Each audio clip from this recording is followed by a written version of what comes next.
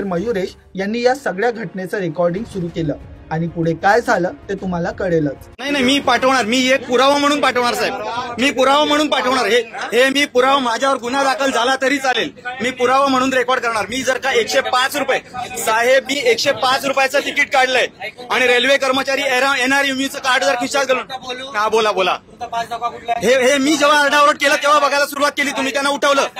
आधी यांना उठवत नव्हते तुम्ही, तुमचे बघा, मग त्यांना बघा यांना मग त्यांना का उठवलं, मी का उठव बरं, मग त्यांना ऐका हे मी विचारायला भाग पाडलं, हे मी विचारायला भाग पाडलं तुम्हाला, ऐका, हे तुम्हाला मी विचारायला भाग पाडलं, ऐका, मी विचारायला भाग पाडलं तुम्हाला की त्यांचा पास चेक करा।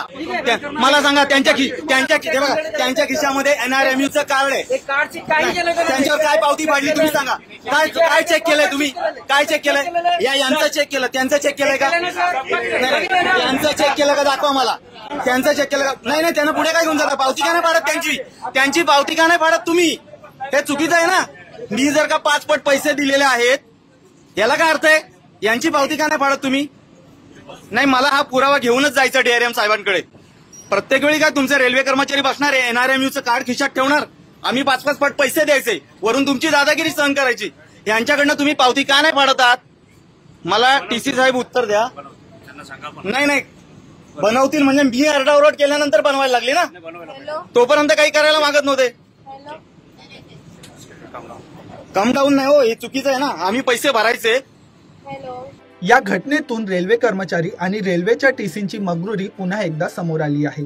एकीकडे सर्वसामान्य प्रवाशांनी एखादा नियम तोडला तर त्यांच्यावर लगेच कारवाईचा बडगा उगारला जातो, मात्र पात्र नसलेले रेल्वे कर्मचारी आयकार्डच्या जीवावर बिंदासपणे फर्स्ट क्लास आणि AC लोकल डब्यातून प्रवास करतात आणि त्यांच्यावर कोणतीच कारवाई होताना दिसत नाही।